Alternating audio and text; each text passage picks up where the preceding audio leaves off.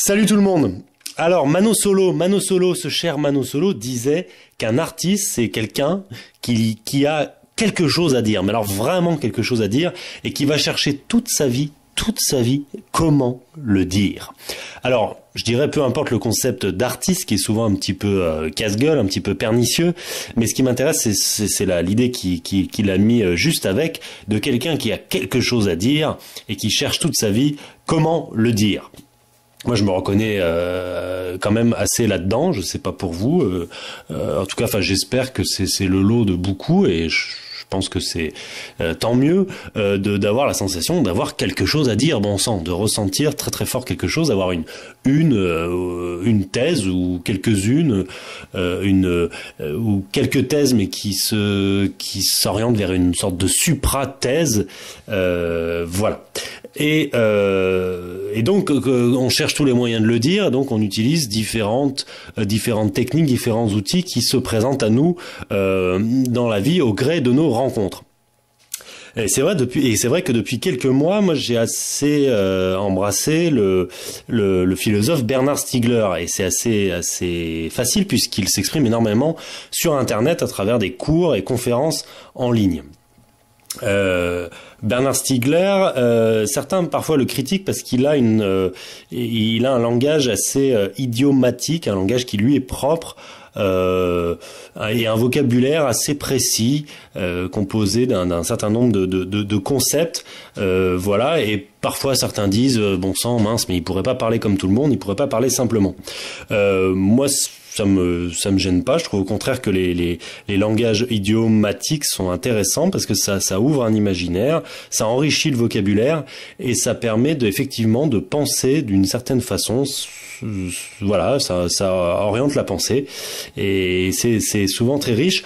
Et dans le cadre de Bernard Stiegler, comme dans le cadre de tous les langages un peu idiomatiques, souvent on panique pour pas grand-chose parce qu'il suffit en fait d'aller vers la définition de quelques dizaines de mots et d'expressions et de concepts et parfois de références aussi, et il y en a pas, voilà, c'est pas des milliers, et une fois qu'on les a, on peut naviguer avec la personne, voilà. Et alors en plus, je vais faire cette prise de parole sur ce que j'aurais envie de dire parce que je trouve vraiment que les concepts et les mots utilisés par Bernard Stiegler me permettent de dire ce que j'ai envie de dire d'une certaine façon. Alors, petit rappel de vocabulaire, donc avant de vous dire ce que j'ai envie de dire, par rapport donc à des mots utilisés par Bernard Stiegler et puis par beaucoup d'autres, bien sûr, parce que lui-même s'est approprié des termes d'autres personnes. Alors, le pharmacone au pluriel des pharmacas, c'est un objet technique humain, quelque chose qui a été fabriqué par l'homme et qui peut s'avérer autant être un poison qu'un remède, en fonction de la dose ou de la façon de s'en servir. Le pharmacone, très important. Ensuite, bottom up. Bottom up, c'est ce mouvement qui vient de la base et qui peut monter et qui peut donc signifier l'autonomie, l'autogestion, des principes horizontaux et l'absence éventuelle de hiérarchie et d'arché, de commandement. Top down, ensuite, c'est le mouvement, donc par opposition, le mouvement inverse qui vient du haut, qui descend vers le bas, qui peut lui signifier l'hétéronomie, et puis donc dans le cadre de la politique, un État qui est séparé du peuple, et puis donc des principes hiérarchiques et autocratiques assez forts, et coercitifs aussi. Alors voilà pour le petit rappel de vocabulaire. Et donc ce qui m'intéresse, c'est donc on pourrait appeler cette prise de parole le pharmacone manquant ou le pharmacone oublié, et notamment aussi par rapport à Bernard Stiegler, car ça m'étonne vraiment le peu de fois voire pour l'instant dans ses vidéos je l'ai même jamais entendu, le peu de fois que Stiegler parle de ce pharmacone. Et pourtant, avec les autres concepts dont on va parler qu'il manipule, la mimésis, la transindividuation, le rêve, la représentation, etc. Enfin, ils me viendront plus tard. Et pourtant, ce pharmacone, on a l'impression qu'il serait premier même dans ce qu'on a envie de dire. Et c'est vrai que ce pharmacone, normalement, il a une place tout à fait fondamentale depuis le début de l'histoire des hommes. Et il s'agit du théâtre. Et le défaut aujourd'hui de théâtre pourrait, selon moi, expliquer une bonne part des déséquilibres et des toxicités qu'on rencontre. Toxicité notamment par rapport au monde industriel et au monde des nouvelles technologies numériques. Effectivement, aujourd'hui, on a un énormissime, surpuissant pharmacone qui est apparu, Internet, depuis 20 ans, et donc en particulier Google et Facebook, avec toute la toxicité qu'on leur connaît. Donc moi, je veux poser la question suivante. Où est passé le pharmacone du théâtre? Mais pas dans le sens d'aujourd'hui, puisque le théâtre aujourd'hui, c'est un petit peu comme la démocratie, c'est un mot qui est à l'envers. C'est un mot qui est utilisé frauduleusement. Donc là, quand je parle du pharmacone du théâtre, c'est bien dans son sens athénien, athénien dans le sens du 5e siècle avant Jésus-Christ en Grèce antique. Par rapport à ce que j'ai compris des pharmacas, est-ce que je pose la question, est-ce que c'est pas les équilibres des pharmacas entre eux qui peuvent dissoudre les toxicités, hein? Donc tous les pharmacas potentiellement sont toxiques. Est-ce que c'est pas aussi leur juxtaposition, leur équilibre entre eux qui permettent d'avoir la face, de privilégier la face lumineuse et de pas trop souffrir donc de la toxicité. La toxicité, c'est l'addiction, c'est la démesure, c'est l'automatisation et c'est la prolétarisation des individus. Donc, sur le théâtre, le pharmacone du théâtre, je pense, enfin je suis sûr que c'est un pharmacone fondamental en toute époque et en tout lieu, et qu'il offrirait donc aujourd'hui, il manque, hein, il offrirait un équilibre absolument crucial avec les pharmacas numériques, avec l'Internet. Alors, je vous le disais, Stigler parle sans cesse de la transindividuation. Hein. La transindividuation, pour certains, ça peut être un mot donc un peu barbare, mais c'est tout bête en fait. S'individuer, c'est devenir un individu. Devenir un individu, ça sous-entend un individu singulier. Ça signifie devenir soi. Et donc devenir soi, c'est forcément anticonformiste, c'est ne pas être le clone de son voisin. Et on peut s'individuer que par des phénomènes, par des circuits de transindividuation qui vont faire circuler de la culture, de la connaissance entre les individus.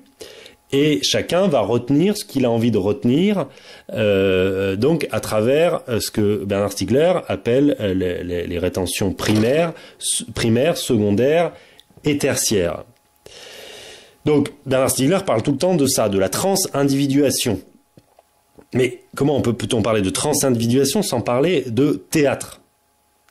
Le théâtre n'est-il pas, je pose la question, le premier des vecteurs de transindividuation qui a été inventé par l'humanité? Et peut-être, je dirais, peut-être l'unique, finalement, dans le sens du plus sain et du plus efficace. Alors, si le théâtre est le vecteur de transindividuation le plus important, c'est dramatique puisque aujourd'hui le théâtre dans son sens originel athénien n'est plus. Non, il n'est plus. Ça, j'essaierai de l'expliquer par ailleurs. Le théâtre tel qu'on le connaît aujourd'hui est un anti-théâtre. Ça ne peut pas être le théâtre. J'expliquerai plus tard. Et donc, notamment, c'est un anti-théâtre parce que les choses ne sont pas aménagées pour avoir les vertus, pour jouir des vertus du théâtre, qui sont des vertus du régime, pour le régime démocratique. Alors c'est pourquoi parmi toutes les choses que j'essaye de transmettre, j'appelle, moi, sans arrêt, à un autre aménagement des territoires dans le domaine du théâtre. Et c'est-à-dire la fin des grands centres culturels, pour mettre à la place des constellations de petits théâtres de quartier. J'avais un ami qui appelait ça les scènes vicinales, à la place des scènes nationales. Donc des constellations de petits théâtres de quartier dans chaque cité. Par exemple, une trentaine de petits théâtres par aire urbaine de 100 000 habitants. Là, moi, je suis dans la cité chambérienne, une aire urbaine de 120 000 habitants. Il nous faudrait, pour pouvoir avoir le théâtre, avoir sa fonction démocratique, il nous faudrait une trentaine, et on pourrait, ou voire beaucoup plus, de petits théâtres de quartier. Et je peux vous assurer qu'avec les dizaines et dizaines de millions d'euros qui ont servi à fabriquer le Zénith, le phare, avec ça, on pourrait s'en faire largement plus que 30. Hein. Il nous faudrait donc la fin des centres culturels étatiques, qui sont totalement, et par définition, anticulturels. Ils détruisent de la culture, ils détruisent de la rencontre humaine. Voilà, les théâtres dont je parle, les petits théâtres de quartier, devraient être simples d'utilisation et fonctionneraient évidemment de manière totalement ouverte, la plus libre possible, avec une gestion très importante pour assurer l'égalité, une gestion par planning et tirage au sort. Donc, bottom-up et non top-down. Et c'est les citoyens eux-mêmes qui s'en occuperaient. Ce n'est pas les hommes de pouvoir comme aujourd'hui, parce qu'ils sont là en conflit d'intérêts, puisqu'à l'origine, le théâtre sert à se protéger notamment des pouvoirs et à dénoncer des abus de pouvoir. Donc c'est les citoyens qui doivent le gérer de façon bottom-up. Ceci afin d'obtenir un foisonnement théâtral à l'horizontale. Et ce, dans une présence, en dehors de nos écrans, de façon vivante. Une sorte d'internet sans internet. Et ça, avec l'extrême toxicité des pharmacas numériques qui est en train d'apparaître, ça serait pas notre pharmacone manquant, le pharmacone oublié là, celui dont nous avons besoin. Alors, j'ai entendu Bernard Stiegler une fois dire ne pas faire de différence entre la philosophie et la politique.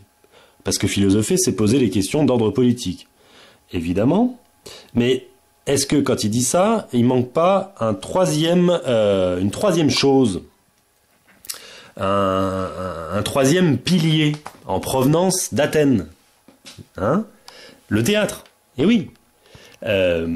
Politique, philosophie et théâtre. À Athènes, c'était bien un tabouret à 3 pieds, logique, 3 dimensions. Et alors ça c'est Castoriadis qui le dit, mais je suis tout à fait d'accord avec lui. L'époque serait anti-philosophique, très basse philosophiquement.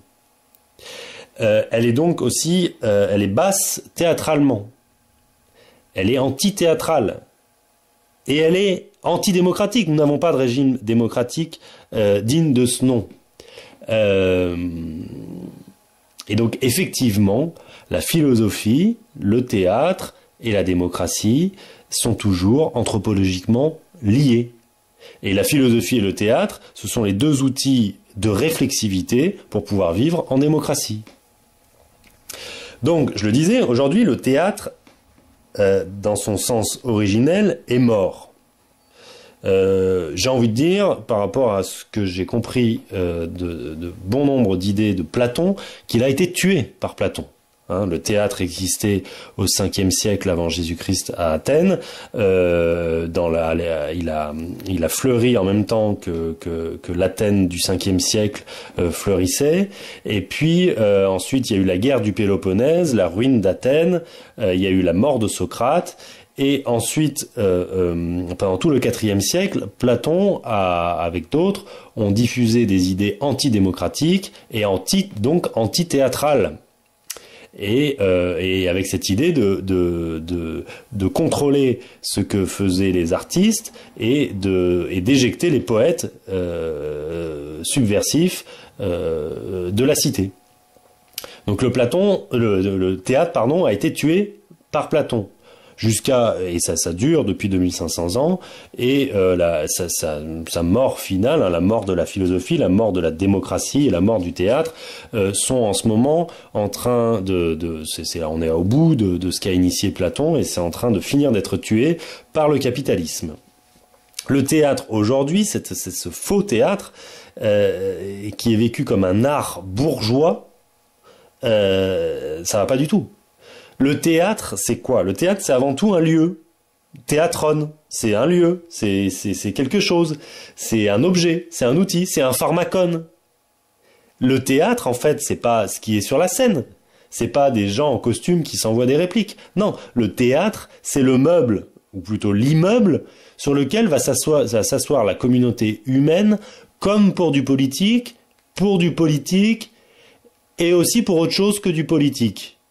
Dixit Denis Guénoun. C'est donc le pharmacone au service de la vraie démocratie. Alors, c'est pourquoi, si je veux retrouver le pharmacone, l'objet, le lieu du théâtre, il nous faut militer, et je le fais, pour retrouver la forme, la géométrie des théâtres athéniens, qui n'existaient pas par hasard.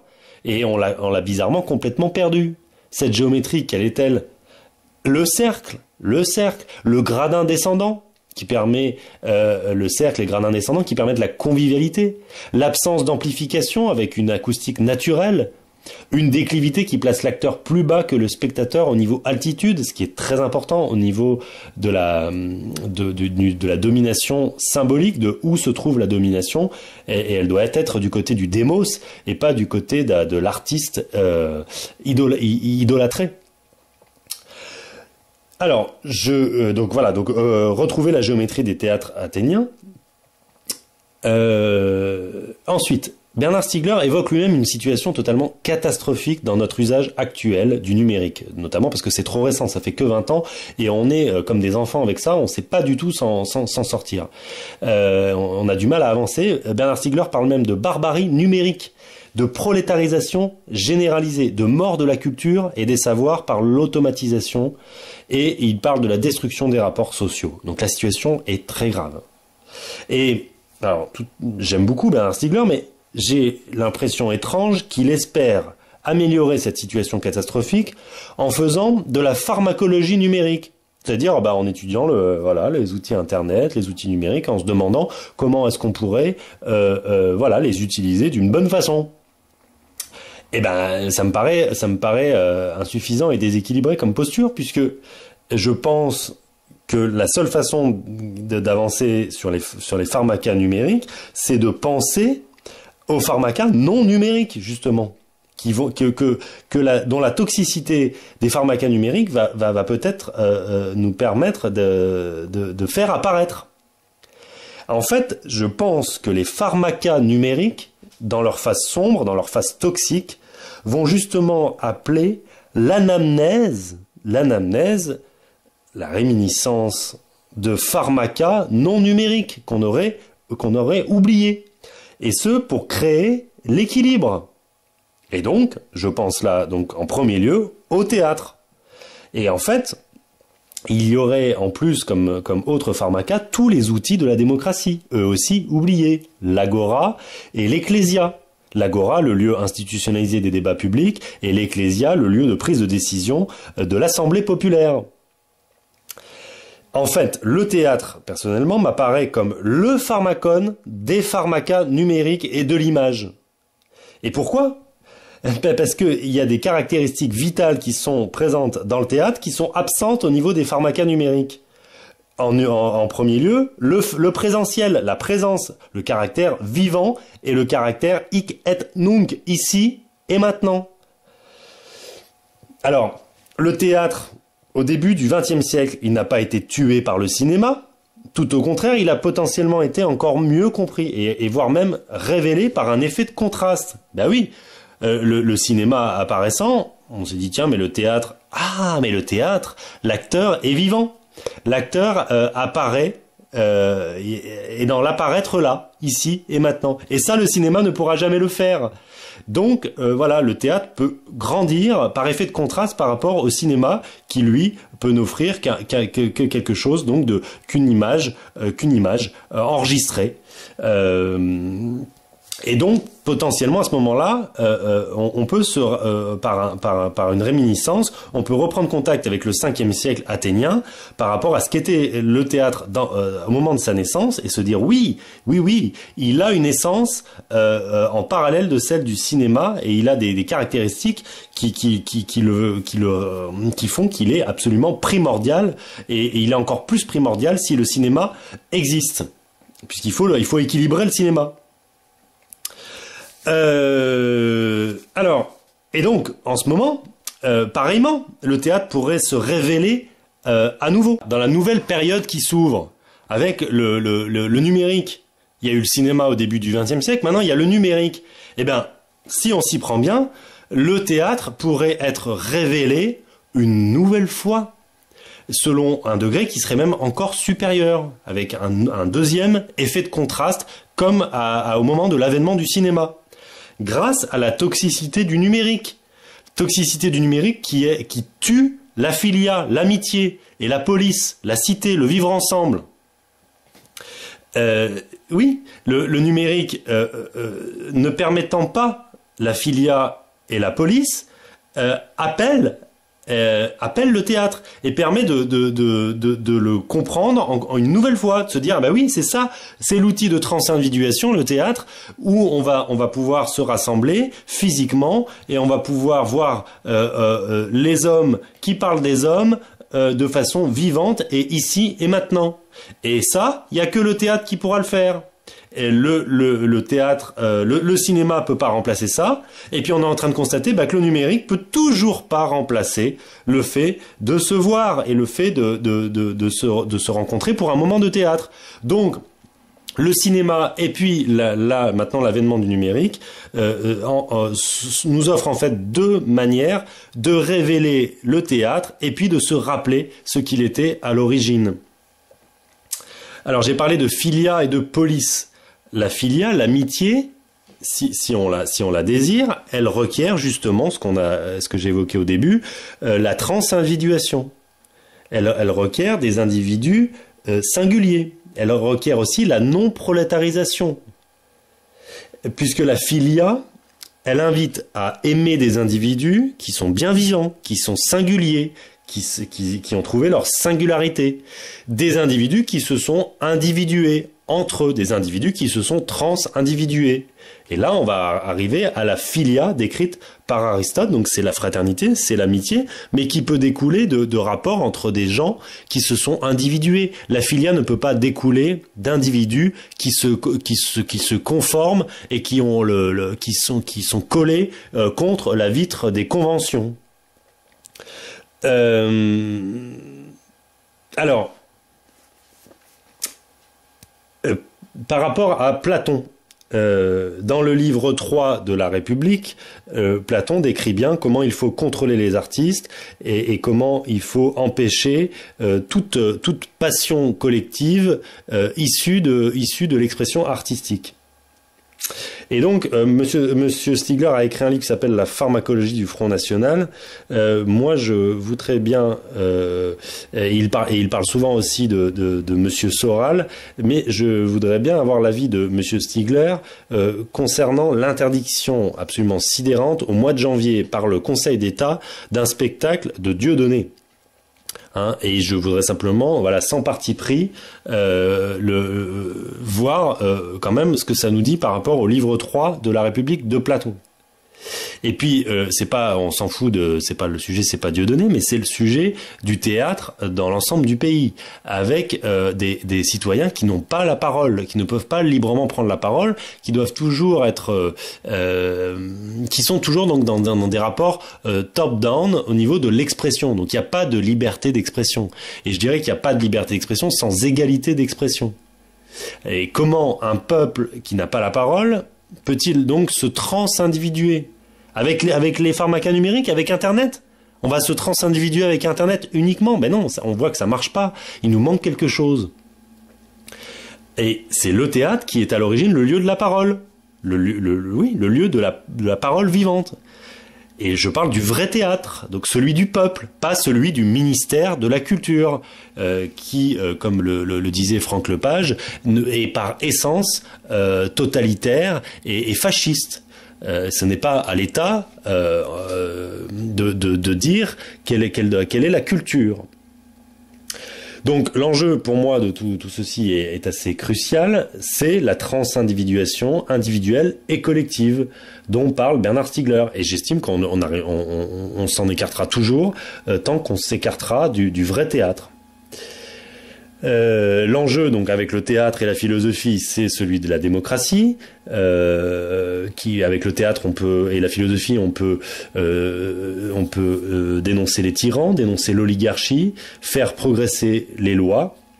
L'enjeu, c'est celui de la philia dont j'ai parlé, c'est celui de la catharsis pour purifier les passions collectives. C'est celui donc de la réflexivité. C'est celui aussi de la poésie, de la créativité. C'est aussi celui du transcendantal pour avoir des hommes qui s'élèvent et qui fuient les passions basses. Bref, tout comme à Athènes, tout comme ça c'était en train de se passer au 5e siècle à Athènes. Et donc, avec le théâtre, le but est de créer un équilibre pour contrer la toxicité des pharmacas numériques qui envahissent tout. Et on voit que la catastrophe est en train de s'accélérer à une vitesse vertigineuse. Ça fait très très peur en fait, parce que les pharmacas numériques envahissent tous les corps, les cerveaux, avec des phénomènes addictifs. Et d'ailleurs, cette vidéo, cette prise de parole finira sur Internet, sur Facebook, au lieu que je puisse la faire dans la bibliothèque de mon quartier. Voilà. Dans la bibliothèque de mon quartier, on trouve quoi? On trouve des ateliers numériques. On trouve une gestion top-down où il y a une directrice qui va donc choisir des ateliers numériques et qui va interdire la philosophie, le théâtre et la politique. Voilà. Donc ma prise de parole termine sur Internet et j'aimerais beaucoup plus la faire dans une salle de quartier. Mais donc la salle de quartier, donc je vous dis, il y a une directrice, etc. Et puis sinon, l'autre fois j'ai demandé une salle, on m'a dit c'est 428 €. 428 €. Donc on fait comment pour faire du théâtre, de la philosophie et de la politique à 428 € la soirée. Et ça, tout le monde vit ça. Et donc, on est tous condamnés à aller parler sur Internet? On va se transindividuer sur Internet? Ça ne marche pas! Arrêtons! Donc l'enjeu, une dernière fois, et puis je vais conclure, c'est la philia. Donc c'est l'ancrage au local, dans une police, dans une cité, dans un territoire, avec une communauté humaine avec laquelle on vit, et en lien aussi, pourquoi pas, avec après la terre, les plantes, les arbres, voilà. Et ben voilà, et tout ça, c'est toujours le même enjeu, la fin de l'apathie politique, se remettre ensemble sur un chemin d'autonomie individuelle et collective. Voilà, bon, donc c'était une autre façon de dire ce que j'ai envie de dire. Voilà, si vous n'avez pas compris, peut-être qu'un jour, de toute façon, j'essaie de le dire de différentes façons. Là, c'était en me rapprochant de Bernard Stiegler, mais voilà, j'essaierai de le dire encore d'une autre façon, avec d'autres mots ou d'autres outils plus tard. Voilà. Allez, vive la Révolution, à bientôt. C'était Sylvain, on est en mai 2014. Bon courage à tous, gros bisous, salut.